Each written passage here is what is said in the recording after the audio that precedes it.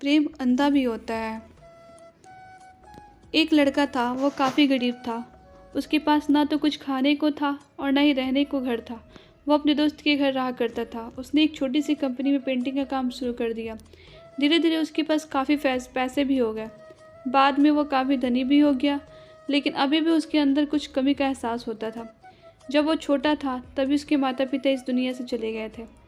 उसने कभी प्रेम को नहीं जाना था। एक दिन जब वो अपने किसी काम से बाहर गया था तो उसने एक लड़की को देखी जो कि काफ़ी अच्छी और खूबसूरत थी। उसको देखते ही इस लड़की को उस लड़के से प्रेम हो गया। वो काफ़ी देर तक लड़की को देखती रही। कुछ देर बाद लड़की वहाँ से चली गई। कुछ दिनों तक ये लड़का उस लड़की को खोजता रहा, लेकिन वो लड़की मिली नहीं। लेकिन नियति ने उस लड़की को इस लड़की को मिला दिया। वह लड़की इस लड़के के घर काम की तलाश में आई थी। लड़के ने लड़की को तुरंत घर के काम के लिए रख लिया।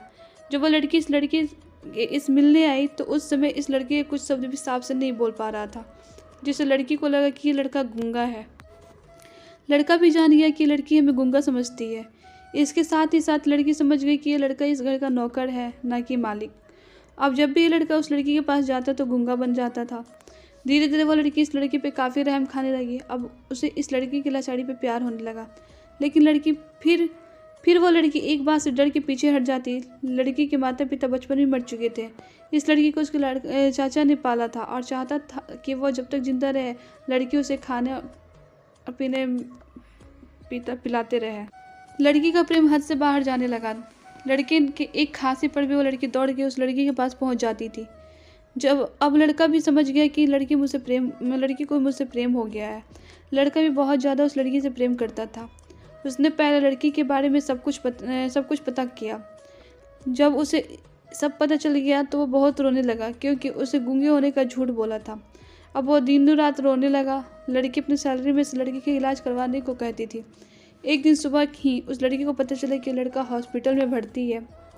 वो दौड़ते हुए जब हॉस्पिटल में पहुंची तो उसने देखा कि लड़का बेड पर बेहोश पड़ा है। उसके आसपास काफ़ी मशीनें लगी हुई थी। जब वो लड़की डॉक्टर के पास पहुंची तो वहाँ पर डॉक्टर्स ने उसे बताया कि लड़का अब बोल नहीं सकता।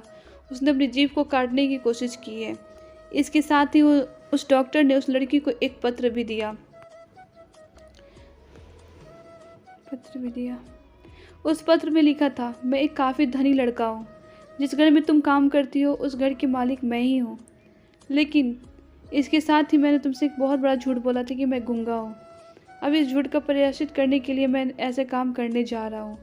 इसके साथ ही तुम मेरे घर से मेरे मैनेजर से पैसे लेकर अपने चाचा को दे देना और एक नई ज़िंदगी की शुरुआत करना। अगर हो सके तो मुझे माफ़ कर देना, तुम्हारा दोषी। इस पत्र को पढ़ने के बाद लड़की की आँख में आंसू भर गया। वो दौड़ते हुए मंदिर गई। उसने भगवान के सामने कसम खाया है कि जब तक वो लड़का बोलने नहीं लगता तब तक मैं कुछ नहीं खाऊंगी, भले ही मर क्यों न जाए।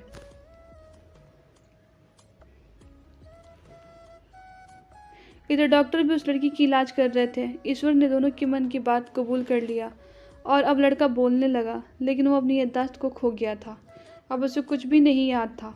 अब इसके बाद लड़की ने उसे याददाश्त के लिए काफ़ी कुछ किया, लेकिन याददाश्त ना आ सका। अगर प्रेम की नींव को झूठ पर रखा जाए तो वो गिर ही जाता है।